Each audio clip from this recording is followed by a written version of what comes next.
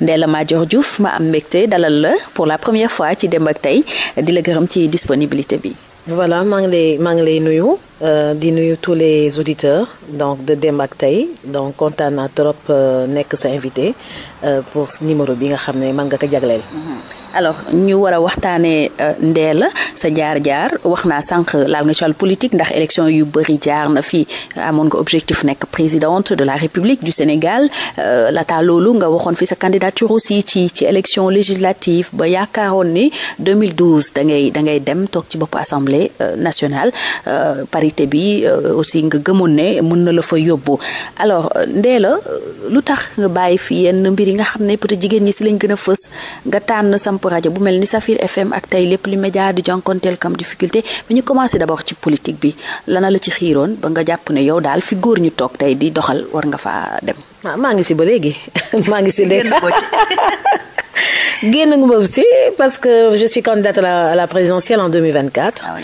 En tant que chef de parti politique su fekkee da nga élection su ñëwee doo si bokk mën ngaa seeyal sa parti si beneen parti. ban parti nga yor tey. Réconciliation nationale pour l'unité africaine man maa yore 300e parti du Sénégal donc légalement constitué après Mariam Wane Ly man maa nekk deuxième femme fille sénégalaise bu créer parti politique même si fekkee sama récépissé mi ngi génn seulement en 2018 parce que j'ai créé mon parti en 2004.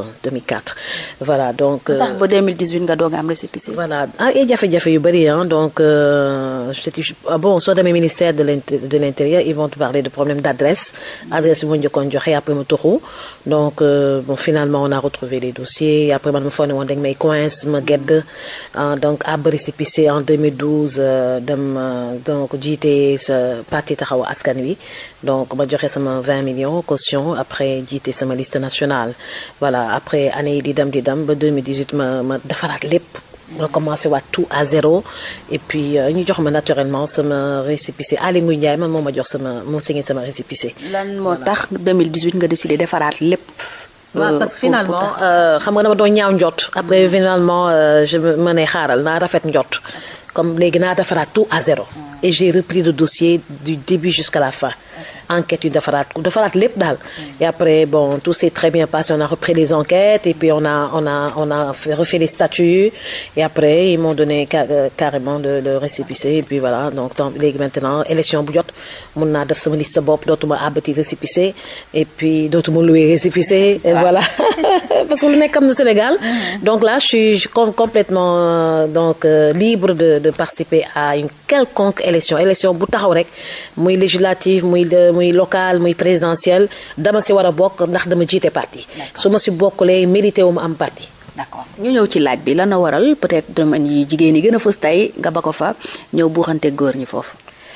waaw donc su fekkee da nga bëgg a bokk si luy jëmale kanam réew mi donc il faut nga bokk si décideurs yi. te pour nga bokk ci décideurs yi il faut que nga créer sa parti politique élection su jotee nga dugg ci su fekkee am nga ay xob yu bari donc pourcentage bu am solo nga bokk ci soit nga nekk maire wala nga nekk député wala nga nekk président de la République wala nga bokk ci ñu ñuy tànn pour diriger réew mi donc nekkatuñu monarchie on est dans une république maanaam donc démocratie mooy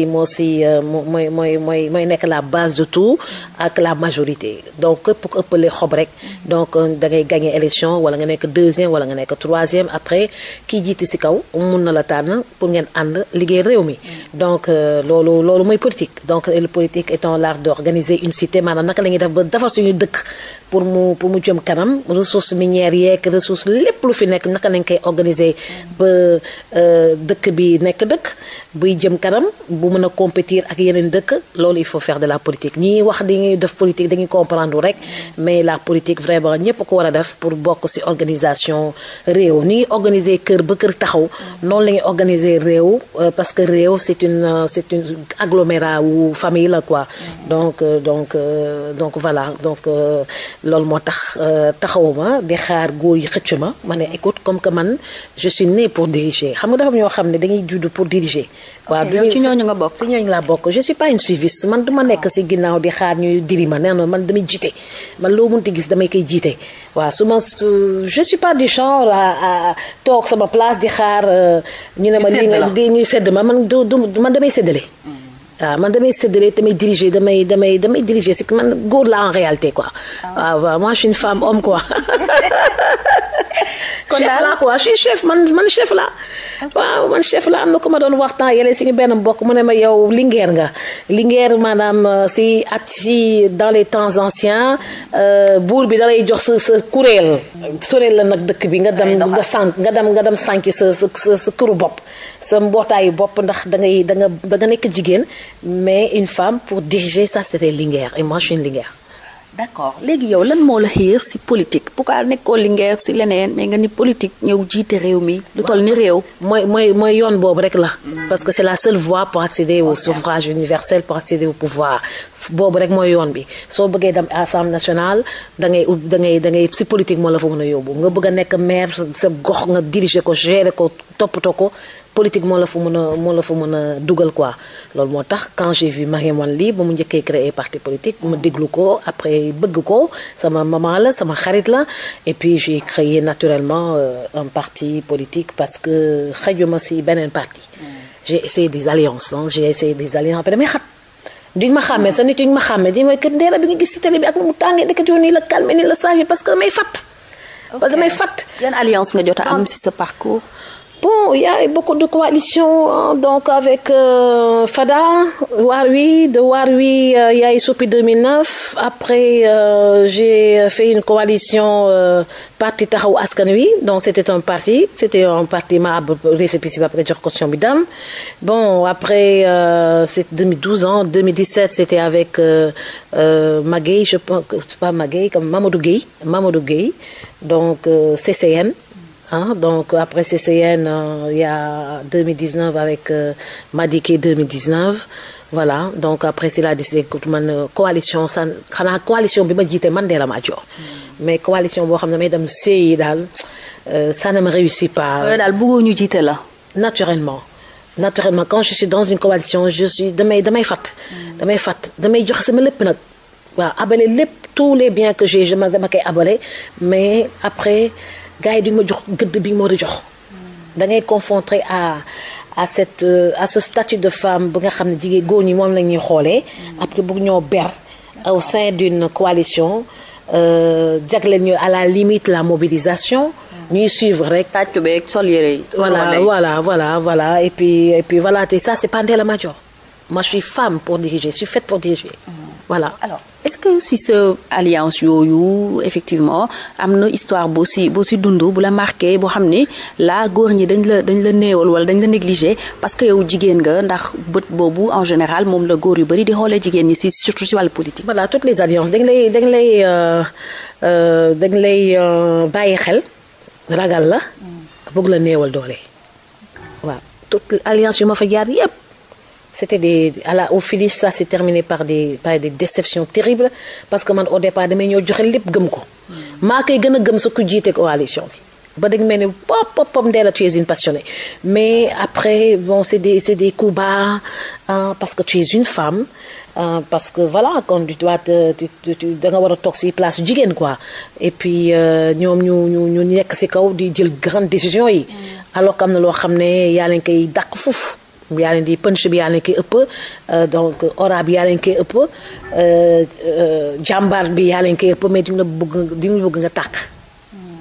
bëgg nga tàkk duñu bëgg nga demal sa bopp donc léeg-léeg bëgg a naaj dina am ay affaire décisions yu importance yoo xam sax dañ koy dégg après nga koy dégg donc au fur et à mesure que ñuy avancer ces alliances ba ñuy lay gën a jàng ba ñuy xam yow bomb nga que tu es là pour diriger pour rester chef nga quoi donc dañ lay ragal commencé ragal kii waruñu feeñ waaw wala kii les différents sous-alliés yi nekk suuf dañu bëgg la jox certaines responsabilités yu mag au niveau des alliances après parce que dañu bëgg ki nekk ci kaw copte la ba mu ëpp après ñu ne kii léegi mu nekk ministre suñ koy seetaan day jël suñu place voilà loolu ngay gis te boo demee ñoo la fa njëkk voilà yaa dañ lay fay juutu sax da nga leen fay jiitu sax donc parfois da nga leen fay jiitu lu si bëri sax da nga leen fay jiitu et puis li ngay joxe sax ñeneen ñi nga ko joxe mais c'est que des problèmes. c'est que des problèmes femmes yi jigéen ñi daal du am reconnaissance jigéen ñi daal duñ leen toppatoo bu baax duñu reconnaître seen qualité ak liggéey bi nga xam ne ñu koy liggéey au sein d'une coalition loolu coono bi ngay daj pour ni benn kii nekk ci kaw nga defara ko sa bopp xaar yàlla lu mu la jox nga xam ne yàlla lii la jox mu gën moo tax man xawma naka l'avenir naka lañ koy lan mooy am suñu kanam mais fas yéene tuma bokk ci benn coalition boo xam ne man jiitewu ma ko man Ndella Madior. D'accord bi ngay taxawal sa parti bi ban yéene nga amoon ban yokkute nga bëggoon peut-être indi lan moo nar a nekk différence bi ak parti Ndella. Moi, quand j'ai créé mon parti politique Réconciliation nationale pour l'unité africaine, c'était tout simplement pour être président de la République du Sénégal. De léegi ba léegi jógewuma ko si kañ lay doon mën na nekk 2024 bi wala 2029 ou bien 2035 on verra donc affaire bi liggéey la donc nit ki tamit doo nekk ne dama bëgg a nekk président de la République nekk semaine ko da nga foog ne di nga nekk président de la c'est du travail. kon yaa ngi liggéey nii si loolu. maa ngi liggéey si loolu donc Ndella Madior avec mon parti dafa saf sàpp nag. Je reconnais que c'est extrêmement difficile xam nga la tax mu difficile.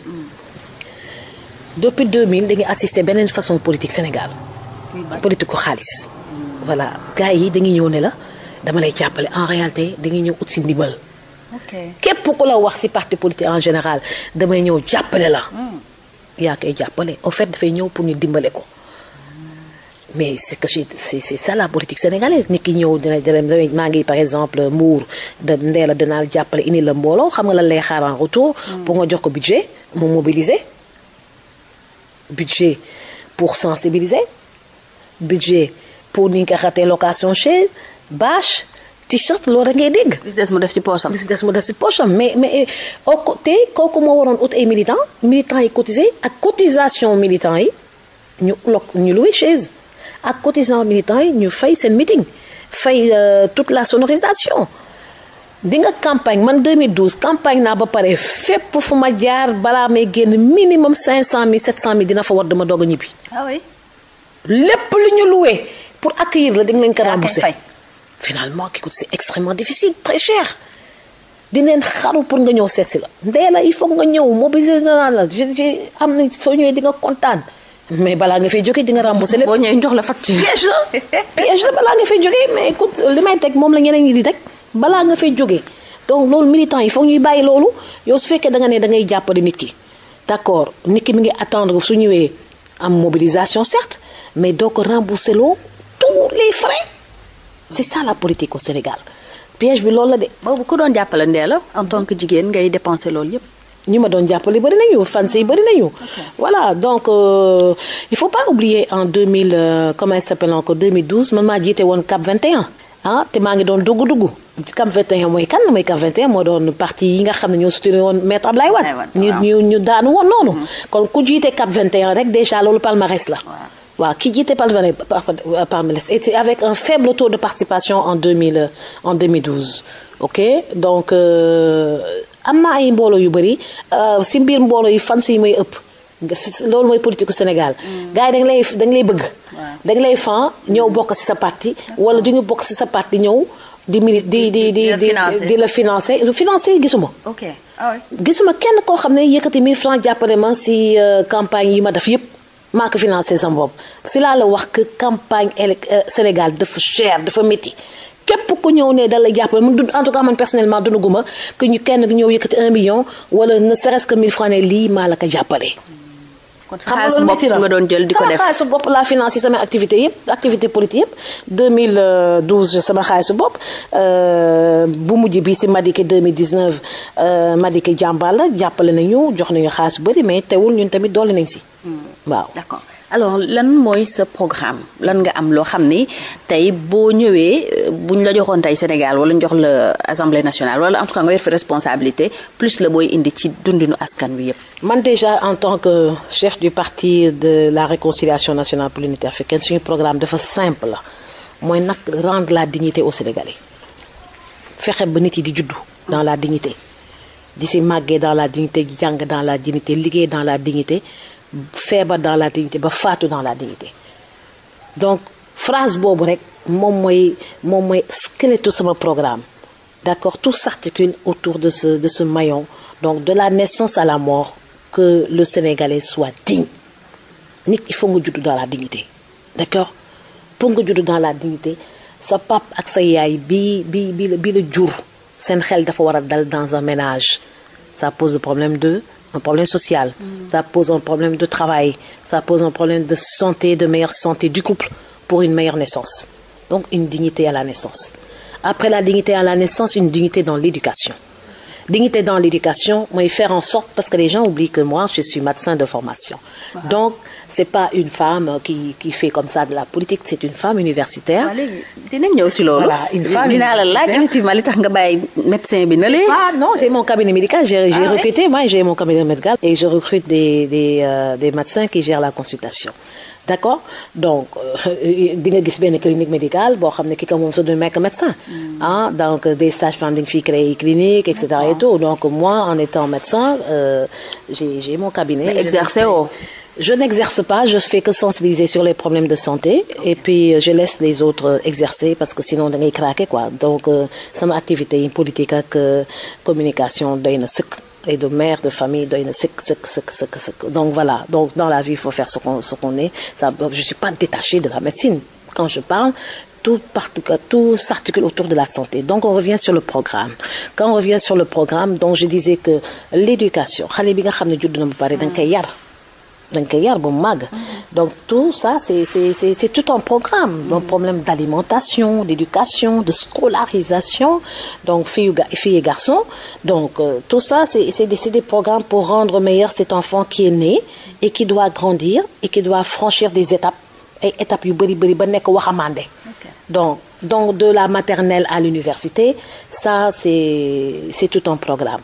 Voilà, donc fexe ba xale yi nekk ci école yu baax. Fexe ba xale yi nekk ci lycée yu baax collège yu baax donc ak internat parce qu'il faut qu'on retourne à l'internat donc pour une meilleure éducation une meilleure prise en charge de nos enfants donc suñu fa jógee am université yu baax vous avez vu université yi nu mu feesee. On a un pays magnifique, de l'océan Atlantique, le fleuve Sénégal nous entoure, d'accord? La Mauritanie et Guinée-Conakry, Guinée-Bissau nous entourent du nord au sud. Donc ce qui fait que il faut que nous exploiter espace bu bari bi ñu am pour l'éducation, pour la formation donc de nos enfants. Université, chaque région dafa war a am université ak campus universitaire am. Cheikh Anta Diop nu mu surpeuplé du dëgg du yoon gis naa nag il y a beaucoup de pavillons qui ont il y a beaucoup d'efforts hein. Quand tu passes à l'université Cheikh Anta Diop tu réalises que bon écoute ñun à l'époque on avait des pavillons un peu vétustes là donc après il y avait une surpopulation là j'ai vu que le président Macky Sall quand même a fait des efforts pour toj tabaxaat maintenant surpopulation bi la ñuy critiquer donc il faut décentraliser. Pour décentraliser, ça veut dire qu'il faut construire dans les 13 autres régions du Sénégal, faire en sorte qu'il y ait des universités, des campus universitaires correctement dignes de leur nom pour accueillir ces étudiants qui ne demandent qu'à apprendre. Voilà. Donc, après l'enseignement, c'est le travail. Il faut de l'emploi. Il faut de l'emploi pour les jeunes. La preuve, récemment, il y en a eu des émeutes au Sénégal. Les gens ne sont pas levés tout simplement pour Sonko, non. Ils sont levés également pour ras-le-bol, quoi. Parce que ras-le-bol, comme de fa métti, quoi. Donc récemment, j'ai dit au président, il faut savoir décoder les messages. Quand Sénégalais dañuy recevoir ça dañuy xiif mais ils vont te dire dëkk bi dafa métti. am nañu kersa boobu ne dëkk bi dafa métti koo wax mu ne dëkk bi dafa métti mooy loolu que l'argent ne circule pas et puis Sénégalais yi jàmbaar lañu xoolal coronavirus bi nu mu bloqué toutes les activités mu temps ñu ngi résister. Donc ne serait-ce que pour ça vraiment état Sénégal dafa war a sacrifier lu bari réorienter beaucoup de choses pour l'emploi des jeunes et je pense que ce qu'il est en train de faire et puis il doit vraiment mettre en place un grand budget pas ay 50 milliards ak 100 milliards parce que la population sénégalaise elle est extrêmement jeune. Elle est extrêmement jeune donc beaucoup de milliards dirigés par des gens extrêmement généreux qui vont pas bloquer les choses faire comme les banques mais financer facilement les projets des jeunes. Les former, les accompagner. Voilà, ci sa programme voilà ci sa programme bi jigéen nga da ngay bañ. te yaa ngi aussi ñaawlu peut-être ni ñuy def yenn jigéen yi si yenn secteurs yi ñu nekk justement lan nga jagleel jigéen ñi tey boo ñëwoon lan moo nar a changer ci dundu jigéen ñi. Tout on va valoriser les femmes. Déjà à diplôme égal, salaire égal. Donc dans l'administration et dans le secteur privé un peu partout en général góor ñi ñooy ëpp salaire jigéen ñi et ça c'est pas à diplôme égal, ça c'est pas normal. Il faut essayer de rectifier cette inégalité pour gën a accompagner les femmes. Donc les femmes il y a tellement de frustration da nga gis jigéen bu def ses cotisations sociales ba faatu et après il y a rien. jëkkëram ak doomam duñu mën a recevoir des pensions alimentaires. lu ñu war a rectifier la moom. Il y a rien, c'est quoi cette histoire? Donc ça veut dire que la personne a cotisé pour rien du tout. Tu meurs et après tout s'arrête. Ça c'est une injustice qu'il faut que c'est pourquoi je dis quand je dis je veux devenir président de la République du Sénégal, c'est pour régler beaucoup d'inégalités, beaucoup d'injustices envers les femmes. D'accord? La fonctionnaire qui meurt, tout s'arrête. C'est pas normal. À part ça, il y a les problèmes également de reconnaissance de paternité. Okay. C'est une forme d'inégalité. Ok? Donc la femme n'a pas le droit de déclarer. Déclarer le nom du père de l'enfant. De son enfant, c'est extraordinaire. Quand tu pars aux États-Unis, moi j'ai accouché aux États-Unis, j'ai déclaré le nom de le papa de mon fils. Ça y a encore problème. Il faut demander obligatoirement la présence du père. Il remplir le formulaire et puis le problème est réglé. Donc, mais ici, il faut que papa y déplace ou sinon c'est la mère pour déclarer mais tout le monde lay joxe. Et à la place du papa, on va dire X, donc il y aura rien. Et ça peut être, c'est des traumatismes au niveau des enfants s'ils ne sont pas préparés. D'accord? Des inégalités, il y en a beaucoup, hein. Il y en a beaucoup, donc qu'il faut réparer. Donc la parité au niveau de l'Assemblée nationale qui n'est pas appliquée. On parle de parité absolue. Il faut dire absolument parité partout. Parité partout, au niveau des listes, au niveau des plus fortes, au niveau des commissions, au niveau du bureau de l'Assemblée nationale. Donc, ce qui s'est passé. Donc, au départ, maintenant, ils font même des efforts quand ça les arrange. Quand ça les arrange, donc, ils appliquent la parité au bureau. Mais quand ça les arrange pas, ils piétinent sur la parité, ils font ce qu'ils veulent. Donc, c'est des choses vraiment, ils ont l'habitude de piétiner jigéen. Madame dit, tek tank si jigéen pour bañ épargner, pour bañ jël place bu bari. Mais là, c'est pas normal. Hein? Donc moi, en tant que femme chef de parti, futur président de la République du Sénégal, donc beaucoup de femmes, beaucoup de choses vont changer sur le traitement. Mais est-ce que tu sens un genre de réticence sénégalais qui a une responsabilité? C'est à nous les femmes. Les gens créé parti, nous commencé à créer après Zahra Iyane Thiam de créer, et après les autres sont venus. Donc Fatoumata, donc il y a beaucoup d'autres personnes qui ont créé des partis politiques, ça c'est bien. Donc, et là, je les encourage. J'encourage également d'autres femmes à créer des partis politiques parce que plus nous bëri, ba mën a def benn coalition de femmes chefs de parti, c'est des gën a am doole pour mën a changer beaucoup de choses pour les femmes. Mais jigéen ñi en général bu ñu duggee si parti góor yi rek dañuy faral di seey.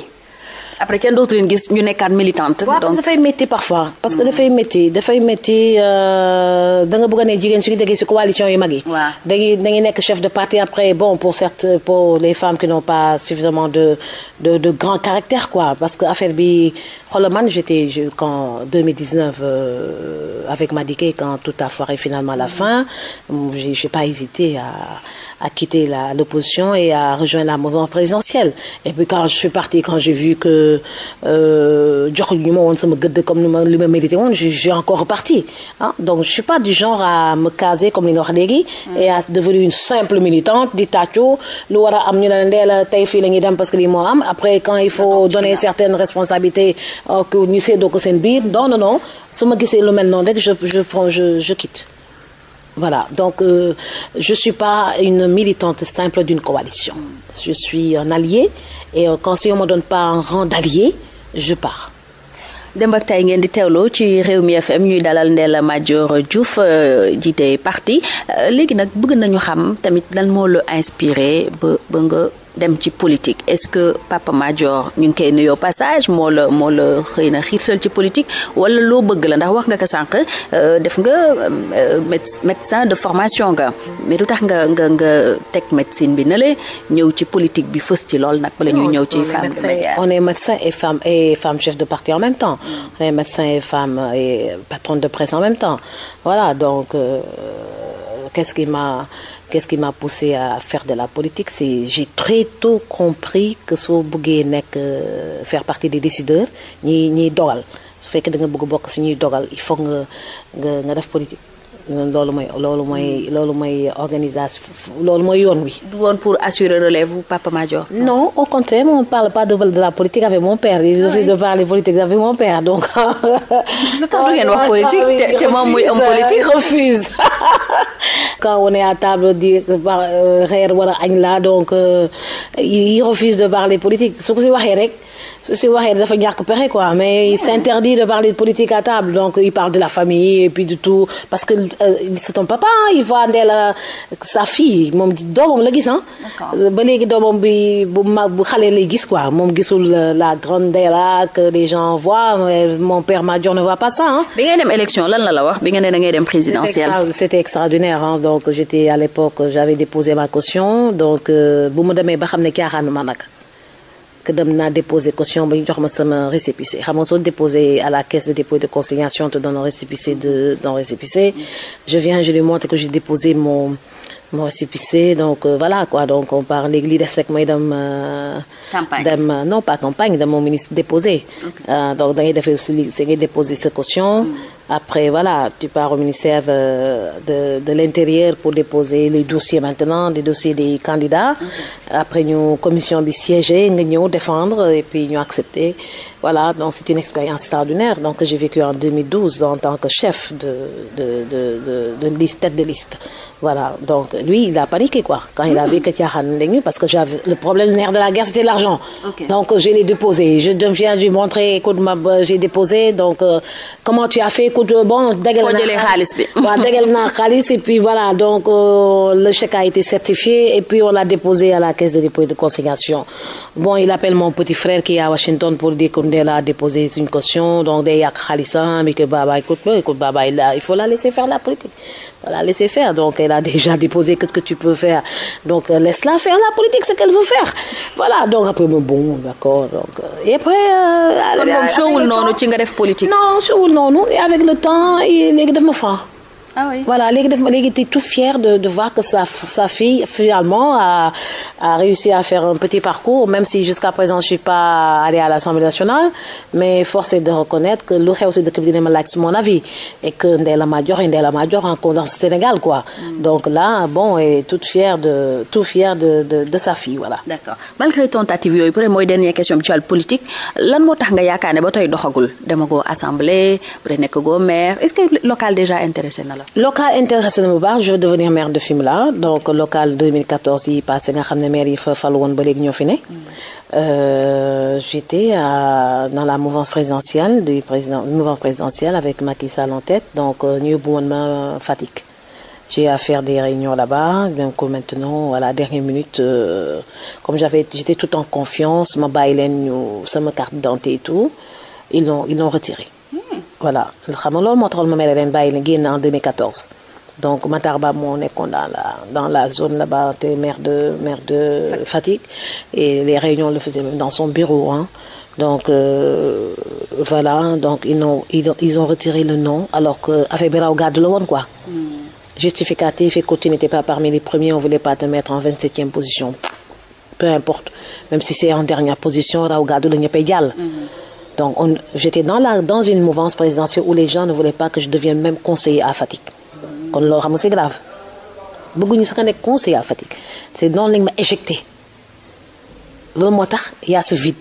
je sais pas je peux mun a su ma nekk woon mais sa waroon naa nekk conseiller. waaw nga xam ne am nga dara ci parcours bi. am naa dara ci parcours bi mais te ñi nekk conseiller maa leen mën maire yi fa nekk sa maa leen mën donc pourquoi sama statut de médecin de femme chef de parti et de ni nga xamante encore patronne de presse les dérange à ce point de femme les dérange à ce point ba bëgguñu woon sama nekk conseiller municipal. looloo leen déranger.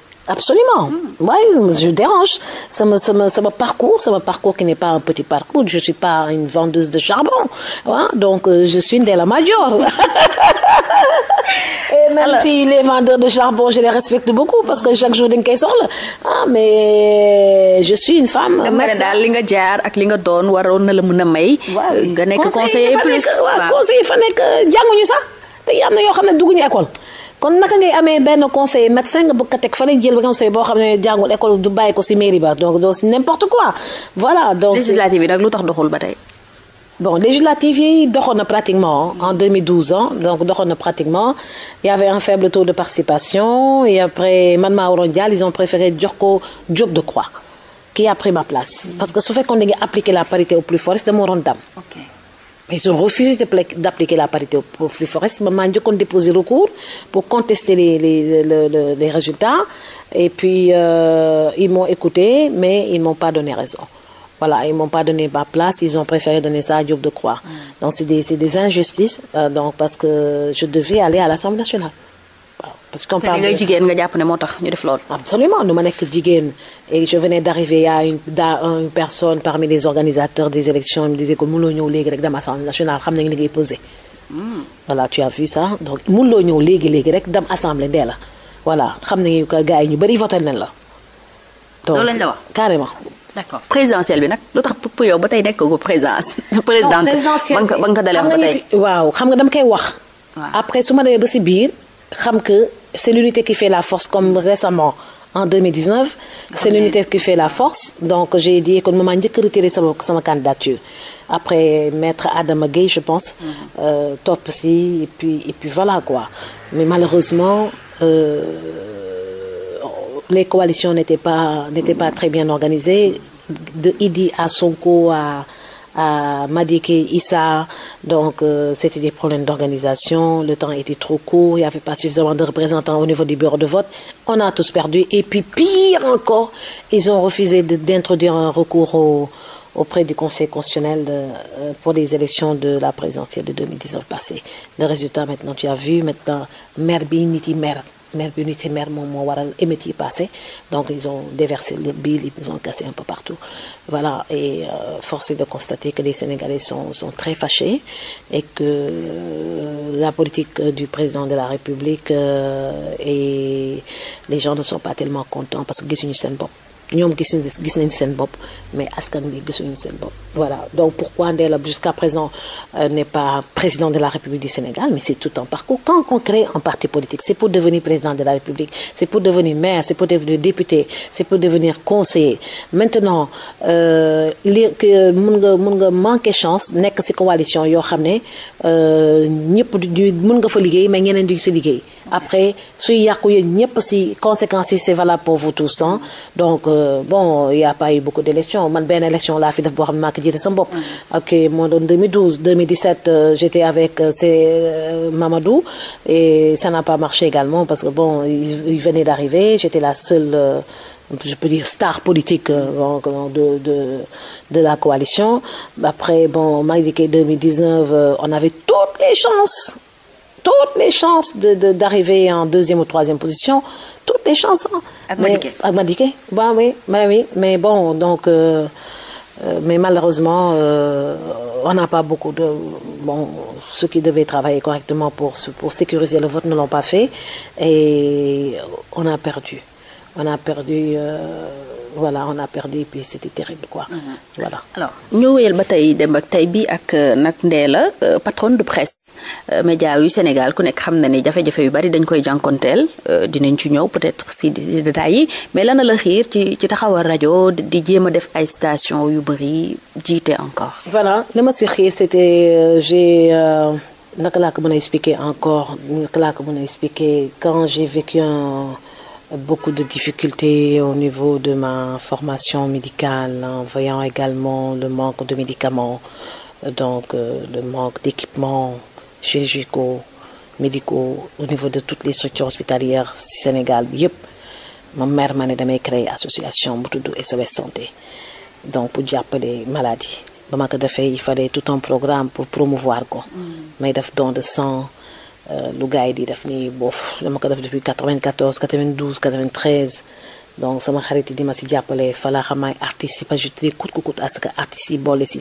joxe seen deret ce qu'ils ont fait pour la plupart donc programme bi madame nag RTS bu ma demee RTS ñu accueillir ma si la ñuy découvrir que j'avais une voix radiophonique et moi quand j'ai mis le casque j'étais pratiquement tombée amoureuse de ma voix j'ai dit écoute ma voix elle est magnifique ça j'aimerais bien continuer de le faire et là si la Adama Sow à l'époque ne ma naa ko animé la rubrique médicale ma ñëw di ko door tous les mercredis sur Radio Sénégal International après sur FM Juddu donc en 94 juillet donc je suis allée voir les dirigeants de la radio Latif Coulibaly qui m'a reçu qui m'a donné sans hésiter une émission médicale ma si animé après heure bi dafa gàttoon 1 heure par semaine donc j'ai monté Santé FM après j'ai monté Radio Touba International après j'ai monté Saphir Simal FM beaucoup au finish actuellement j'ai 5 fréquences. kon nag toogoon foofu ñu lay jox ay heures neexu la woon. nga ne daal yow foog nga jiite encore. voilà kon déglu nga ma bu baax donc 1 heure boobu moo gàttoon quoi. J'ai dit à Chérif El Vadissé yàlla ko yàlla yërëm ma ne ko Chérif moi je veux plus d'1 heure donne-moi au moins 1 heure de plus 1 heure dafa gàtt quoi parce que 1 heure d'émission avec un professeur comme Awa Marie Coste tu l'invites donc 1 heure de temps c'est vite passé quoi donc ma xeeb ko léegi ñu bañ ñu ne c'était rajo fees na quoi mënuñu ma jox benn heure supplémentaire donc je crée ma radio voilà je vais créer Santé FM. voilà demoo sax seeti beneen rajo. non j'ai dit donc je crée ma radio je suis née pour diriger man loo ma xëy ma créé ko sama bopp. nga génn Sud FM noonu. voilà je crée ma radio. ok voilà. noo créé rajo Ndella jóge ci animatrice rek yow samp rajo. waaw créé rajo fekk maa ngi def samay télécentre boobu maa ngi def serveur vocal après télécentre communautaire 65 francs l'unité yi xaw ma dossier ma kii ko après j'avais beaucoup de télécentres donc accumulé beaucoup de versements et puis avec le serveur également j'ai acheté mon matériel à Lomé après mu ñëw taal ko quoi dans ma maquette il fallait avoir une fréquence donc je suis partie voir le conseil en communication de Abdou Diouf à l'époque Cheikh Tidiane Dièye je crois. Donc, il m'a dit que toi, fréquence, tu l'auras. Parce que c'est une radio qui doit sensibiliser sur les problèmes de santé. On peut ne pas te donner une fréquence de radio quand même. Donc, RTS, après, il y a ma fréquence B. Et puis, c'est comme ça, hein, j'ai allumé. Et après, je m'étais intéressée à la technique. Il y a donc animé. M'a animé, oui. M'a installé. Nga jël ñaata heure ci santé. Écoute là, maintenant, je... da ngay wax ba doyal. Toi, tu m'as bien suivi. On m'a empêché d'avoir 2 heures de temps. Eh bien j'ai eu 24 heures. nga taal sa rajo. taal sama rajo boobu te loolu moo ma indi tamit si politique xam nga moi j'étais même pas bien répondu à la question de temps nga def politique. ok j'ai pas répondu en réalité. je suis partie en 2003 à New York. j'ai rencontré le président de la République. d'accord il m'a dit mais toi ma fille yow dama laa gëj gis foo nekk fu réer yow. ma ne ko demandé naa Ablaye Wade xam nga dafa neex Ablaye Wade. ma ne ko man demandé naa audience ba sonn Dakar. ñëpp maa ngi fii damay def fi benn formation bu ndaw rek si affaire télévision sur internet et cetera ma teel a jóg si affaire yi. donc c'est en 2003 mu ne ma équipe ak yéeg si ascenseur bi ñu yéeg ma recevoir léegi naturellement. voilà donc on a pris l'ascenseur garde corps yi bloqué ma Ndella président moo ko wax mu yéeg. après on est monté il m'a reçu en pilo-vert relax ñu waxtaan xam nga dafa mën a waxtaan après ma ne écoute on va pas prendre une photo ici parce que je suis en pilo-vert mais je viens à Dakar je te reçois correctement et on va prendre une photo correcte quoi et ce qu'on a fait. Et puis, quand je venais à Dakar, maintenant, Madame Baye, c'était son assistante. Pour le rendez-vous, il a fallu que je déconne nous de programme quoi. Alors que le président avait dit que tu viens à Dakar, je te reçois et je finance tout ce que tu veux. Ok. Mais nous, audience, mais déjà, pour nous caler, c'était tout à fait un problème, quoi. Tout à fait un problème. Donc, mais finalement, on m'a programmé. Je suis venue à 12h. Il m'a reçu à 23h. Ablaye Wade moom su la joxee rendez-vous moom da ngay xamal ne yàq nga sa journée da ngay ñëw toog si salle d'attente jóg xaar. da ngay xaar ba sonn di la lay wax bii di minuit 1h du matin la lay recevoir quoi. donc après quand il m'a reçu il a donné des instructions finalement les gens n'ont pas appliqué ces instructions. ma mère ma ne kon fi ngay toog laay toog. fi ngay toog kon fu mu toog d'accord man ngeen di provoquer je crée mon parti et je vais me présenter.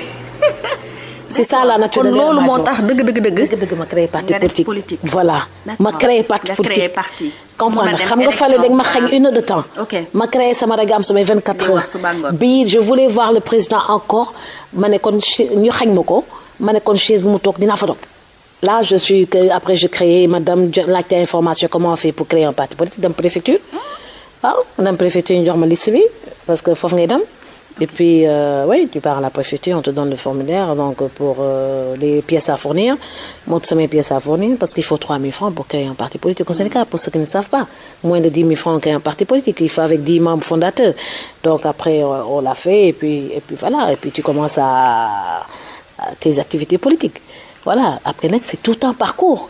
Il a fait plus de 27 ans d'opposition, non? nekk doo créer parti politique rek participer ci élection léegi-léegi rek gagné. waaw mënut a ne léegi nag da nga koy fas yéene ba keroog jooju muy sotti. d'accord xam nga Ndella Madior 2021 ak Ndella Madior 2004. yàlla ak yàlla. sa parti mi ngi massifié wu mi ngi yokk mi ngi massifié wu au niveau des départements on a 45 départements on a plus de 500 collectivités locales donc les gens avec les réseaux sociaux c'est devenu beaucoup plus facile mais xam nga le problème du Sénégal moom li ma commencé émission bi mooy que dama lay ñëw jàppale non dañuy ut si ndimbal. d'accord dañuy ut si ndimbal te loolu mooy difficulté bi ak l'infiltration. kii ñëw nekk nu mu tudd sax nga mu nekk la responsable des jeunes ou la responsable des femmes nga feeñal ko fësal ko bu mu ëpp dalay war dañ koy ñëw jënd. c'est ça la difficulté de création de parti politique maintenant le nerf de la guerre c'est d'avoir l'argent si tu as l'argent les autres petits partis dañuy accepter ñëw derrière. mais nag après c'est des maîtres chanteurs. ils te demandent de l'argent sinon ñu def ñu keneen jënd leen et puis c'est des trahisons en fin de parcours terrible hein. Donc politique au Sénégal dafa salté quoi n'est pas propre. D'accord ñu dellusiwaat ci organe de presse bi donc jógee nga Sud FM taxawal sa rajo di def say sensibilisation ba doyal alors noo def ba peut-être yegg ci Safir bay dem ci yeneen station. Bon, c'est un parcours très passionnant. Maa ngi si bind livre d'ailleurs parce que je ne peux pas ne pas écrire un livre sur mon parcours magnifique là. Donc j'ai un parcours magnifique qui doit servir d'exemple.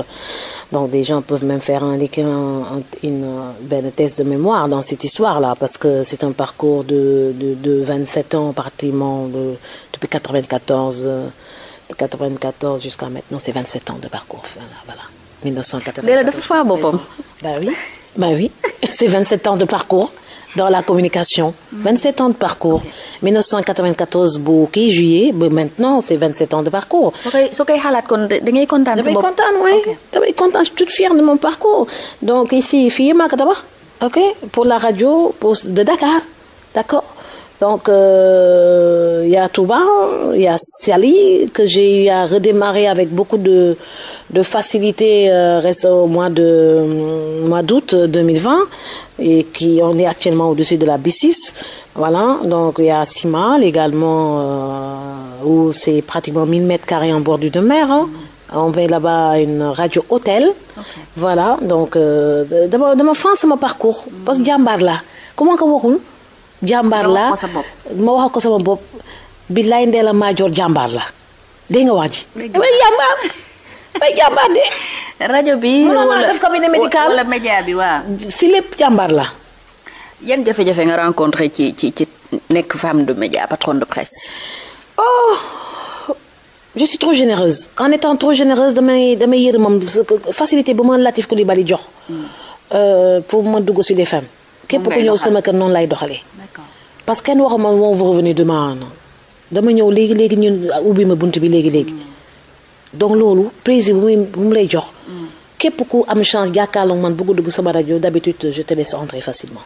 Je te fais pas revenir dans 1 mois 2 mois non je te laisse bët bi su ma lii gisee ay étincelle si sa bët. ma xam ne yow mii dangaa bëgg li ngay def. dama lay bàyyi sa chance nga dem. donc là les difficultés non après xale yi ñëw di jàng si. parfois mën nañu di boddi ne daf ma liggéeyloo bañ ma fay alors que ñoom ñoo ma war a fay. ñoom ñoo ma war a fay xam nga soo yooyu jàng animation. alors xale yaa ngi la koy jëwee nag. voilà dama koy jëwee dafa liggéeyloo bañ a fay parce que xam nga la may problème bi. dafay def weer ñu war ko jox facture pour mu fay. ma yërëm leen bañ leen jox fay bi xam nga maa war a jox facture. su ma joxee facture ñu fay ma. mais lu tax ñu war la fay. formation du ñu fay. ok yow dañuy ñëw nga jàngal leen animation. d'accord di ñu fay. kon bàyyi woo micro bi yow ba tey yaa ngi si. ba léegi maa ngi si waa. mais tout le parcours là suñu ñëwee xale yi fi jaar si ñun PNJ fan la ñuy jaar. nga seetloo ñoom sa expérience sax yooyu. sama espace déjà espace dafa cher. local bi dafa cher da nga koy loué wala nga tabax ko. courant bi da nga koy jënd tous les jours. micro yi da nga koy jënd émetteur da nga koy jënd espace boobu ku dafa joxal dugal la fa ne la waxal. kon na nga war a wax gratuitement. ba boole ci ñu fay la. boole ci ñu wax la lu tax dem la sa kër bàyyi sa kër ndey ñu jàngi foofu sa ndey ak sa baay amuñu studio moo tax nga jógee sa kër ndey ak sa baay ñëw kër ndey la maa joon nekk daf ko maman di ko tuddee maman nax ko ba dugg këram mu jox la studio jëndal la courant jox la ay toilettes soo sawee saw dam sawi ut ay bon ñu koy nettoyer après nga ne léegi nag dangay jàngi daal nga dugal la si université radiophonique nga ne doo fay. kon de université la yor. école de formation. tey rek maa ngi koy rappelé waat si ma page Facebook j'ai dit écoute Safir FM Sali FM en volet formatif. D'accord. léegi ku bëgg a wàññi naa ko ku bëgg a fay ku bëgg a kii ku bëgg a inscrire da ngay fay 50 000 à Dakar ou 25 000 frais d'inscription à Saly 15 000 par mois à Saly mais 25 000 à Dakar. ñu ñëw jàng. xale yaa ngi fay seen formation léegi. ah oui waaw léegi ñu ngi fay. est-ce que diplôme yi nga leen di jox c'est reconnu. c'est un diplôme de la station. ok c'est un diplôme de la station. donc c'est une radio qui est régulièrement qui est autorisée c'est pas une radio boo xam ne autorisée wuñu ko donc ARTP jox ñu suñu fréquence et cetera ñuy fay suñu redevance ak yëpp donc loo fi jàng après dañ lay jox sa attestation su fekkee fay nga sa formation ba mu jeex. soo fayulee sa formation bu jeex mënu woon a jox attestation dama koy garder soo ñëwee fay na ma jox la ñoom xale yi ñoom ñëpp ñu si bëri ñoom day asku gay fan la jóge Cheikh Dia bi fan la jóge ci yow lañ jaar. dama leen ngeen laaj ne fan lañu jaar. laaj yow laa jàkkaarlool kay tey yow laay laaj. Cheikh Dia bi fii la jaar. 2000 l'an 2000. ok d'accord day astu gay fii la jaar l'an 2000 Patala fii la jaar. ok d'accord ñoom Biba fii lañu jaar. ñoom PNJ fii lañu jaar. ñoom Sidaat affaire baa ngi bëgg a jeex di. waaw ñoom Sidaat fii la ñuy jaar la liste est tellement longue. kon yow tey booy xool ñoo ñu nekk star pour la plupart. fii la ñuy jaar da ngay am mbégte. damay am mbégte waa parce que talent bi nekkoon ci seen yaram te xamuñu ko. man maa ko génne ñu dem perfectionné ko feneen. parce que bi ñuy rëcc démb su doon tey dañu ma rëcc ah. da nga leen di téye parce que dañu bëri woon sama kër ñiy xuloo di xeex ñii di dem di ñëw. mais démb su doon ñëw am naa maturité boo xam ne dinaa muñ ba garder quand même mes éléments parce que ce sont tous mes éléments. ok voilà donc c'est ça donc incompréhension boobu am ak élèves animateurs yi. ñiy gaaw ñiy riirandoo ñu leen di manipuler de l'extérieur. parce que quand tu fais de la politique les gens pour te déstabiliser fu ne dañuy jaar pour déstabiliser la. dinañ jaar sa biir kër dinañ jaar sa ménage dinañ jaar ci sa société après ngay comprendre. l'infiltration dafa am. fii ñëpp la ñuy infiltré soo créé sa parti politique dina infiltré sa jànk sax dañ koy jënd. su dëgërulee waaw sa jànk dañ koy jënd maa ngi doon waxtaan ak benn ancien premier ministre mu tudd kan la mu ne moom jànkam bi doon defar néegam sa nekkat yoo dañ ko placé. mu jënd sa gaañu ah donc bi nga découvrir affaire bi dafa rusu ba après dafa mujj sa gaañu parce que di nga amoon confiance yi moom ba mu bett leen et il n'est pas le seul donc l'infiltration au Sénégal moo dangereux. waaw dañ lay dañuy gis benn nit une semaine 2 mois dootoo ko xamee mu mel ni gan si yow. waaw parce que day joxe information. di joxe information donc c'est ça donc li ma nakari daal pour répondre correctement sa question yenn jafe-jafe yooyu mooy incompréhension yi.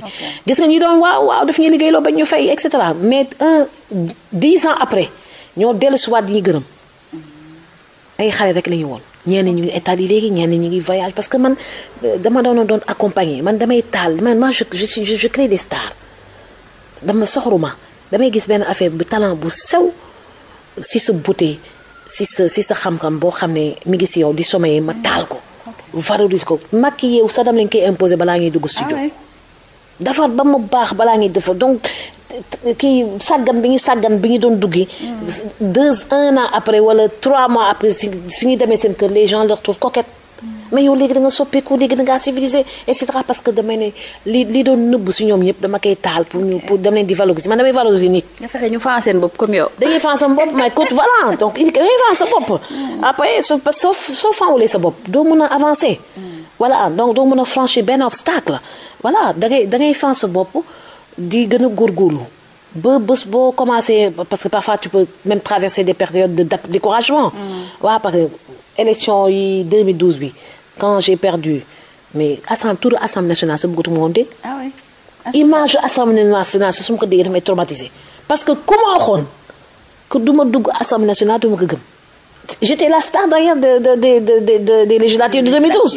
ñëpp man la ñu doon xaar donc comme ça ñu def ma ko et à dessein. Ils n'ont pas voulu voir parce que la décision venait d'en haut. Ça a été très amer.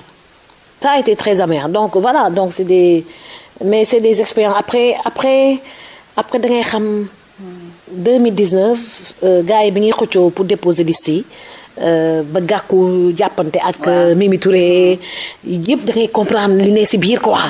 parce que mënuloo nekk di créer sa parti dafay réunion organiser say liste. ñu xañ la élection Gakou depuis loo kenn déggatu ko parce qu'il souffre moi je sais qu'il souffre parce que ku ko waxoon ko doo bokk si élection présidentielle 2019 bi du ko gëm. déception lay def daal. da ngay traumatisé. da ngay traumatisé da ngay mel ni ku nekk en deuil. mais loolu après il faut du temps c'est le temps qui répare ça.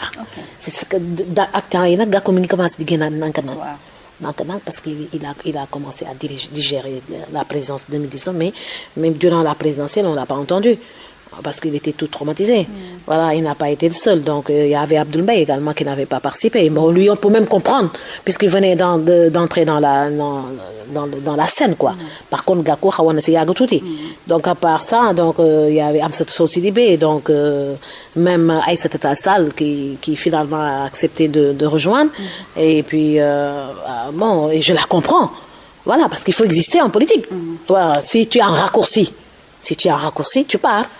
Voilà, je suis pas comme les autres yoo xam ne dañuy critiquer à n'en plus finir. Non, l'objectif c'est d'atteindre le sommet. Maintenant si tu as un raccourci comme Idrissa Seck nga xam ne tu es à quelques années de la retraite donc pour te présenter à une présidentielle mais écoute tu prends le conseil économique social environnemental voilà donc c'est ça.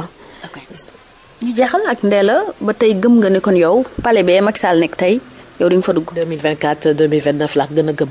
29 waaw parce qu'il faut un temps de préparation et beaucoup d'argent. Okay. Il faut un temps de préparation beaucoup d'argent mais yàlla su ko tuddee kenn mënu si dara. mais yow gëm nga ko. que damay nekk président de la République du Sénégal mais absolument yaa ko gëmul mais man dama ko gëm absolument. Député, ministre, etc., président de la République du Sénégal, absolument. Après Macky Sall, de toute façon, ne va pas se présenter. Donc, après, si Macky Sall ne se présente pas, c'est un rajeunissement de la classe politique. Et puis là, s'il y a un rajeunissement de la classe politique, si par manque de chance pour Khalifa et Karim Wade, ils ne se présentent pas, kan moo fiy des. Sonko. Pouf. Sonko, je pense que tout est raté pour lui avec cette histoire de mœurs-là. Et puis oui.